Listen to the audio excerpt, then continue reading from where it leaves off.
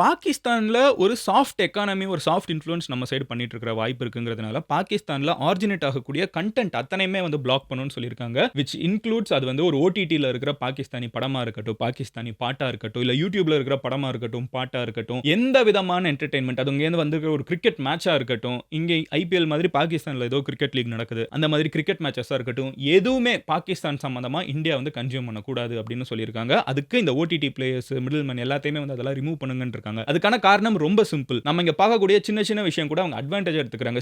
Let's be honest, ஓகேவா?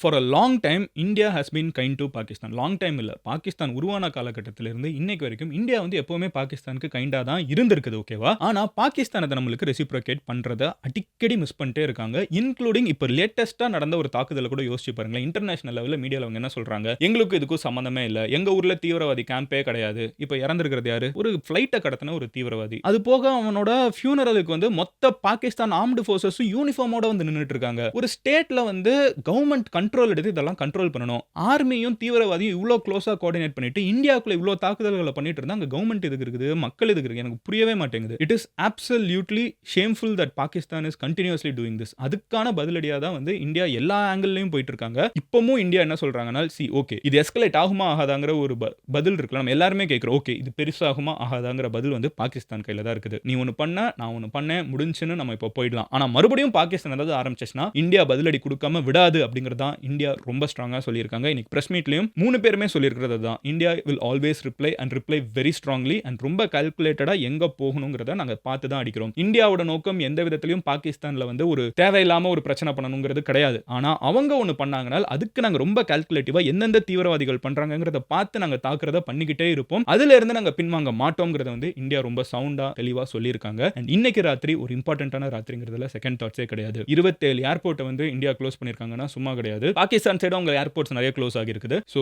Let's wait and see what happens tomorrow. But ஒரு விஷயம் மட்டும் நல்லா சொல்லிக்கிறேன். இந்தியாவுக்கும் பாகிஸ்தானுக்கும் இப்போ பிரச்சனை போயிட்டு இருக்கிற இந்த நேரத்துல இந்தியாவுக்குள்ள அத்தனை பேரும் ஒன்னா இருக்க வேண்டிய இந்த நேரத்துல கூட்டத்துக்குள்ள 4 பேர் சுயலாபத்துக்காகவும் வியூஸுக்காகவும் லைக்ஸ்க்காகவும் வேணும்னே குழப்பத்தை உண்டாக்கிட்டு இருப்பாங்க. அந்த மாதிரி ஆட்களை வந்து தேச துரோகிகள் எந்த வேஷத்துல இருந்தாலும் அவன் தான் தேச துரோகி. அவனை அப்படியே தூக்கி ஓரமா வச்சிருங்க. அது நாட்டுக்கும் நல்லதில்ல, நம்மளுக்கும் நல்லதில்ல. மீதிய கவர்மெண்ட் பார்த்துக்கும்.